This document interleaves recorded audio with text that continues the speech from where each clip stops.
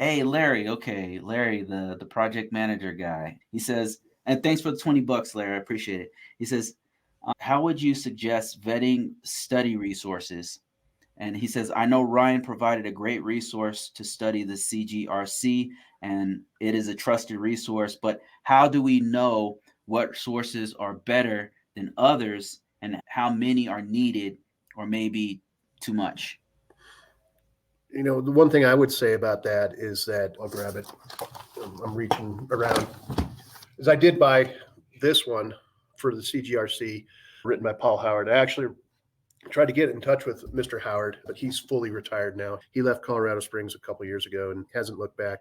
He's fully retired and doesn't work in that lane. But we know the book was based on revision 1, and that's what really drove me to try and rewrite the CGRC to incorporate revision 2 and get it brought up to speed. I think after a time, you just start to develop a sense of what study resources are legitimate, because there are some that are out there that aren't, because you'll search through Udemy for a particular course that you're chasing. And I've found some that I've opened up one practice exam, or I've opened up some of the study material, and I've said, this is not worth the $20 that I've paid for it. And I've immediately turned it back over to Udemy and said, this is not what I need. But there are ones that, if you, like anything, if you're buying a car, you go and look at the reviews. You have to take reviews with a grain of salt, but we also know that some people will write honest reviews and say, this is almost there. This class is almost there. It's about a 90% solution. Recommend you purchasing it, knowing that you may have to fill in that last 10%. But just read the reviews and find what works for you. Like I said, I bought one course and immediately realized the person who wrote it didn't have the strongest grasp on English as a second language, and that hindered my ability to work quickly and efficiently with the material that I was presented. So I turned that course back over to Udemy and said, just didn't miss the mark. And I immediately found another course that I purchased that did exactly what I needed it to do, and that was provide me as many practice exam questions as possible so that I could take all that material and build it back into my own personal study guide. Yeah, and I would add to this. So I'm constantly learning all kinds of fields. And when it comes to information technology and cybersecurity, what I've found is it's kind of a bell curve. There's some stuff that's terrible, really bad stuff. And like Ryan said, sometimes like I'll get a book or I'll get a course and it's just not good. And then there's most people are in the middle, like most average. It's just average stuff. It's all the common body of knowledge stuff. It's great. And then some stuff is outstanding. Like it's so good. How do you know which ones are good and which ones are bad? And unfortunately, you're not going to be 100% right.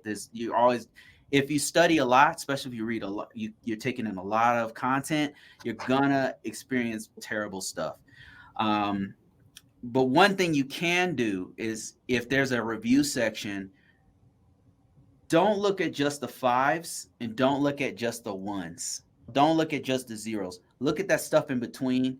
The guys who are giving you 3-4 stars, the guys who are not giving 100%, because those guys are going to tell you what's wrong with the course. They're going to say it was good, but there were grammar errors here. They're going to say that kind of stuff, right? And if you could live with those threes and those fours, that'll give you some idea of whether you want to deal with, because there's no perfect course, right? There's just something, what it'll be, the good stuff that's on that other edge of the bell curve, that really good stuff is going to be stuff that resonates with you. It just resonates with you for whatever reason. They teach it great, and it just, you understand it. A light goes off. Nothing's perfect.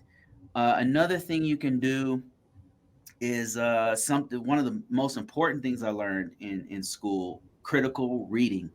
That's everything you take in. Take it with a grain of salt.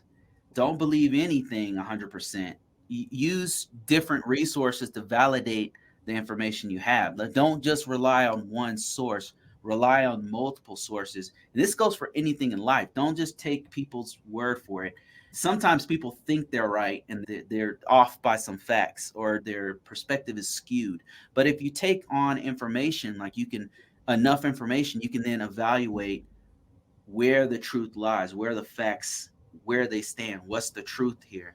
So those are a couple things that I use to evaluate whether something is fake or something is great. Is use those what people have said, and also critical reading is super important. I hope that helps.